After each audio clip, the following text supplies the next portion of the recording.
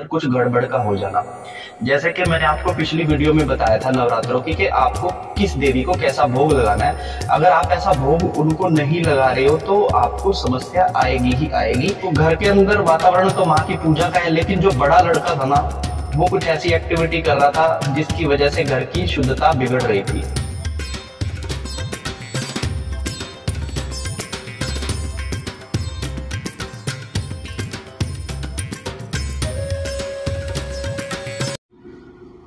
हर हर महादेव आप सभी को।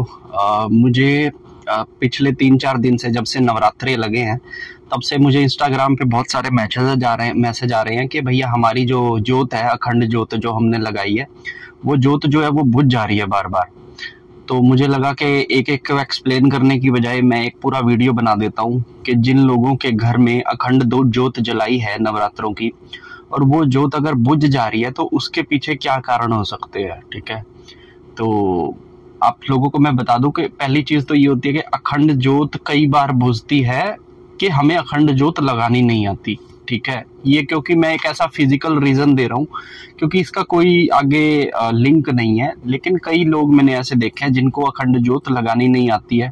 दिया बड़ा होता है, बत्ती छोटी होती है, दिया छोटा होता है, बत्ती बड़ी होती है, या फिर कई बार घी खत्म हो जाता है। तो ये सारी जितनी भी चीजें, या फिर कई बार बत्ती घी के अंदर डूब जाती है, तो ये जितने भी रीजन है, ये सब तो है फिजिकल रीजन। इसका किसी भी तरह की नेगेटिविटी से या फिर दोष से या माँ की नाराजगी से कुछ लेना देना नहीं है। ठीक है, तो अगर आपके साथ भी इस तरह की प्रॉब्लम हो जा रही है तो आप लोग बिल्कुल भी डरिएगा मत कि माँ हमारे से नाराज होगी, क्योंकि हमसे नहीं जली, फिजिकली गलती हुई, जोत गिर गई, दिया सही से नहीं लगाया हमने, तो इन सभी गलतियों को काउंट नहीं किया जाएगा।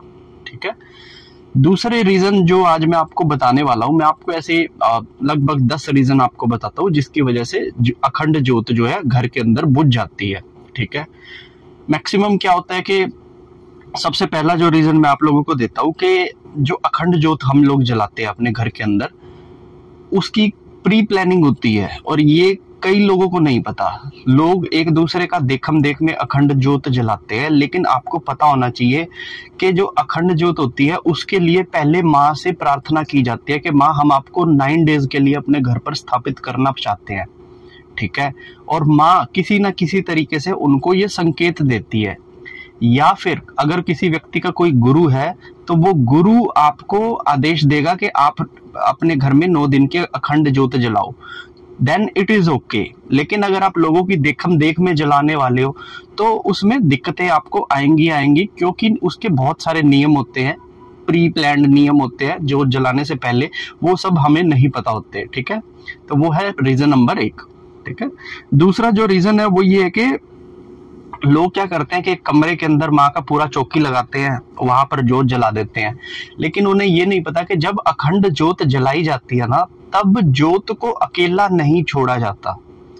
बहुत सारे घरों में, बहुत सारे मैंने जगहों पर देखा है कि कमरे में माँ की जोत जला रखी है, तो वहां पे सुबह जाके पूजा हो रही है, शाम को हो रही है, ना तो वहां पर कोई सो रहा है, ठीक है, ना दोपहर में कोई आकर बैठ रहा है, सुबह भी वो खाली रहती है। पूजा के टाइम पे आते हैं और पूजा करके फिर चले जाते हैं। तो आपको मैं बता दूं कि अगर आप अखंड जोत जला रहे हो तो आपको जोत के हमेशा पास में रहना है। आपके घर के जितने भी लोग हैं उसमें से कोई भी सदस्य जो साफ हो, वो उस कमरे में जोत के पास जाकर बैठे, चाहे ध्यान करे चाहे कुछ भी करे, लेकिन माता को अकेला नहीं छोड़ना होता। सोना होता है तो वो भी वहीं पे कमरे में ही बिछोना लगाकर सोना पड़ता है माता के साथ। आपके घर में कोई मेहमान आए, आप उसे अकेला छोड़ दोगे क्या किसी कमरे के अंदर कई देर के लिए? नहीं छोड़ोगे ना, तो आपको उसके साथ रहना है 9 दिन। ठीक है, अगर आप ऐसा नहीं करते हो तो हो सकता है कि किसी वजह से आपकी जोत फिर बुझ जाए, क्योंकि माँ के साथ आप बैठ ही नहीं रहे। ठीक है, उसके बाद जो अगला रीजन, तीसरा रीजन है जोत बुझने का, वो होता है कि हमारे घर के अंदर ना नेगेटिविटी होती है शुरू से ही। ठीक है, नवरात्रों से पहले ही हमारे घर के अंदर जो होते हैं नेगेटिविटी होती है, प्रेत होते हैं, या फिर कई सारे ऐसे नकारात्मक तत्व होते हैं जो जोत जगाने पर एक बार साइड में लग जाते हैं, लेकिन जैसे ही चीजें कमजोर पड़ती हैं तो वो बार बार आकर जोत को बुझाने की कोशिश करते हैं।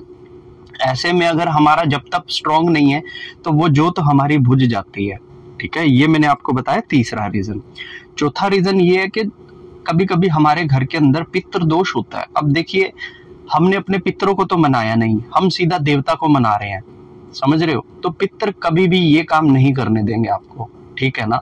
आपका सबसे पहली रिस्पॉन्सिबिलिटी बनती है कि आप अपने पितरों को मनाओ, ठीक है। पितर मानेंगे तभी कुल की देवी आएगी, ठीक है, और कुल की देवी आएगी तभी दूसरे देवी देवता आपके घर में एंटर कर सकेंगे। अब कई लोगों के घर में पितर दोष इतना ज्यादा है कि उनके घर में अगर आप ज्योत जलाओगे तो वो ऑटोमेटिकली वो बुझ जाती है, ठीक है।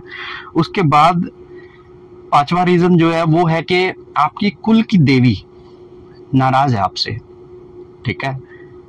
हर घर के एक कुल देवी देवता होता है और आपके कुल की जो देवी है आप उसको भेंट नहीं चढ़ा रहे, उसको नहीं पूज रहे, आप सीधा माँ के नवरात्रे पर दुर्गा माँ को पूज रहे हो।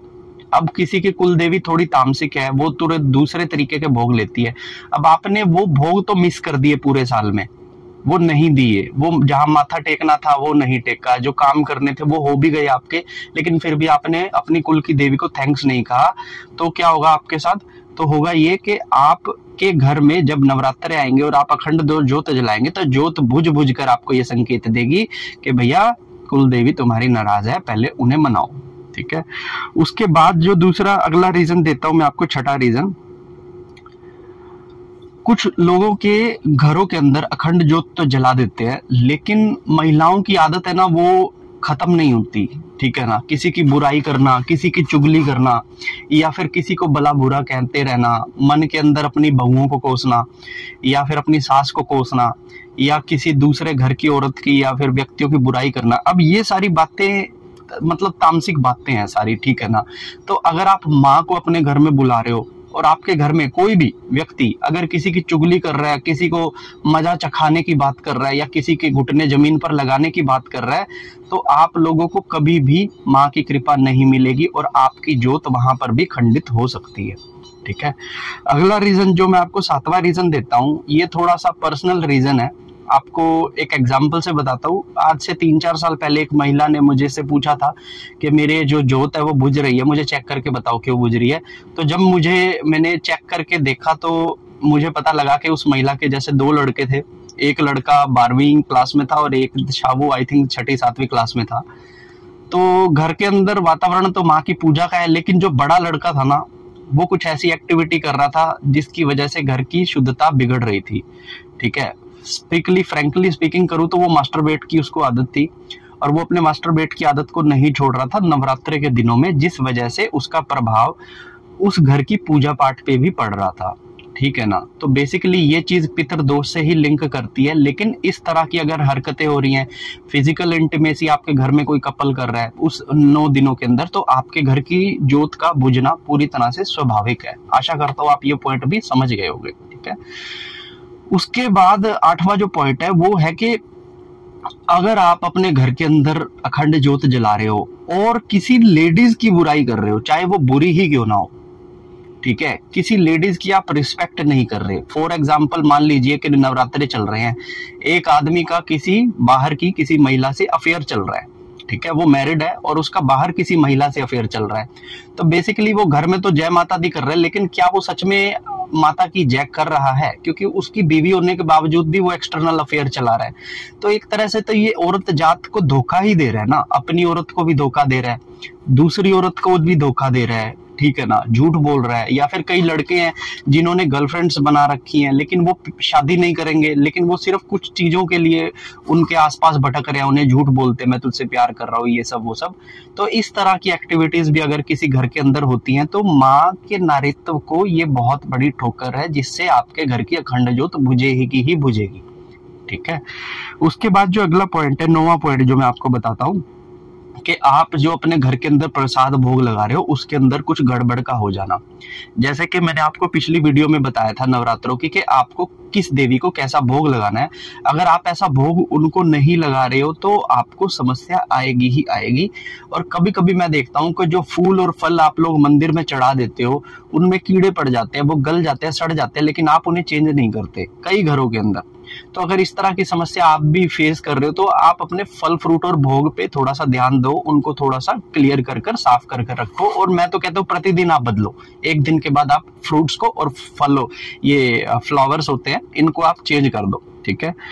उसके बाद जो है 10वां पॉइंट है वो ये है कि जब हम संकल्प लेते हैं कि हम माँ की ज्योत अखंड जलाएंगे।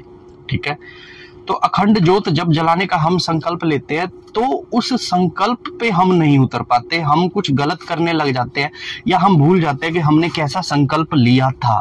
ठीक है, तो ऐसी चीज भी जो व्यक्ति के घर में हो रही है तो उसके घर में भी अखंड ज्योत बुझती है। अब संकल्प से कैसे हट जाते हैं? जैसे एक महिला ने संकल्प लिया था कि मैं रोज प्रतिदिन 21 माला करूंगी।